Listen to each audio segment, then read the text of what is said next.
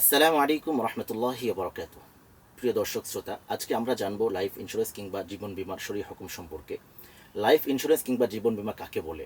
দেখুন, কোনো ব্যক্তি কোনো কোম্পানির সাথে মর্মে চুক্তিবদ্ধ হওয়া যে তার মৃত্যু কিংবা তার কোনো ক্ষতির সময়ে কোম্পানি তার আর্থিক নিরাপত্তা নিশ্চিত করবে অথবা তার পরিবারের আর্থিক নিরাপত্তা নিশ্চিত করবে, এটাকেই লাইফ ইন্স্যুরেন্স কিংবা জীবন বিমা বলে। যেমন উদাহরণস্বরূপ বলি, মানুষ হিসাবে আমাদের বাড়ির প্রয়োজন, গাড়ির প্রয়োজন, কিন্তু আমাদের বাড়ি গাড়ি এর নিরাপত্তা অনেক সময় আমাদের আয়ত্তে থাকে না, অথবা কোনো অ্যাক্সিডেন্টের সম্মুখীন হয়ে গেলে সে অ্যাক্সিডেন্টের পরবর্তী সময়ে আমরা সেটাকে মোকাবেলা করতে সক্ষম হই না। সে কারণে কোনো কোম্পানির সাথে এই মর্মে চুক্তিবদ্ধ হওয়া যে আমার গাড়ি কিংবা বাড়ি অথবা আমার অঙ্গ প্রত্যঙ্গ যদি ক্ষতিগ্রস্ত হয়, তাহলে আপনি আমার এই ক্ষতিপূরণ আর্থিক সহায়তা আমাকে করবেন।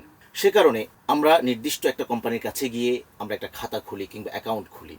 সে অ্যাকাউন্টে নির্দিষ্ট পরিমাণ অঙ্ক আমাকে প্রতি মাসে জমা করতে হয়। এখন যখন ওই ব্যক্তি তার গাড়ি বাড়ি কিংবা তার কোনো অঙ্গ প্রত্যঙ্গ নির্ধারিত যেটা যে ক্ষেত্রে চুক্তি হয়েছে সেটা যদি ক্ষতিগ্রস্ত হয়ে যায়, কোম্পানি তার সেই ক্ষতিপূরণ আর্থিক ক্ষতিপূরণ দিয়ে থাকে। এখন প্রশ্ন হচ্ছে, শরীয়তে এটা জায়েজ কিনা? দেখুন, কোরআনুল কারীম আল্লাহ তাআলা ইরশাদ করেছেন, ইয়া আইয়ুহাল্লাযীনা আমানু ইন্নামাল খামরু ওয়াল মাইসিরু ওয়াল আনসাবু ওয়াল আজলাম রিজসুম মিন আমালিশ শাইতানি ফাজতানিবুহু লাআল্লাকুম তুফলিহুন। যদি কোনো লেনদেনের মধ্যে চারটা জিনিস পাওয়া যায়, তাহলে চোখ বন্ধ করে সেটাকে হারাম এবং নাজায়েজ বলতে হবে।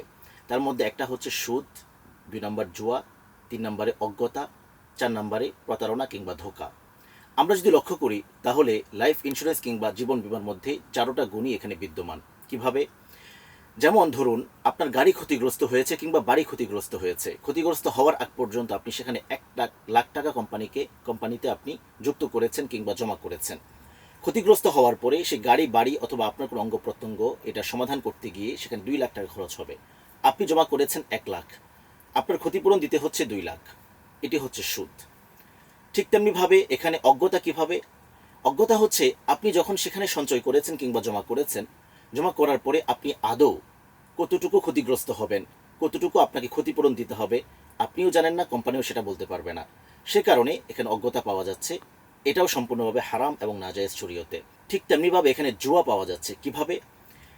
হতে পারে আপনি আপনার জীবনে কখনো আপনার গাড়ি বাড়ি কিংবা আপনি যে বিষয়ের বীমা করেছেন, কখনো আপনার সেই বিষয়ে কোম্পানির দ্বারস্থ হতে হয় নাই। আল্লাহ আপনাকে হেফাজত করেছেন, কোনো অ্যাক্সিডেন্টের সম্মুখীন আপনি হন নাই।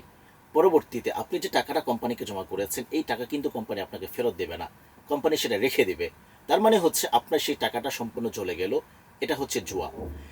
এই সকল কারণে ফুকাহে কেরাম লাইফ ইন্স্যুরেন্স কিংবা জীবন বীমাকে হারাম এবং নাজায়েজ ফতোয়া দিয়েছেন। তবে এটার বিকল্প স্রোত হিসাবে আমাদের মুফতিয়ানে কেরামের কেউ কেউ তাকাফুল, এটাকে শরীয়তে গুঞ্জাইশ রেখেছেন এবং সুযোগ রেখেছেন। তবে বাংলাদেশে যে তাকাফুল কোম্পানিগুলো আছে, আমরা আদৌ জানি না সেগুলো আদৌ শরঈ দৃষ্টিকোণ থেকে শরঈ যে শর্ত এবং শরীয়তে যে মাপকাঠি আছে সে আলোকে পরিচালিত হয় কিনা। যদি আপনাদের জানা থাকে, তাহলে বাংলাদেশের তাকাফুল কোম্পানির সাথে আপনারা লেনদেন করতে পারেন, কিন্তু এই ব্যাপারে আমি নিশ্চিতভাবে আপনাদেরকে কোনো গ্যারান্টি কিংবা ফতোয়া দিতে পারছি না।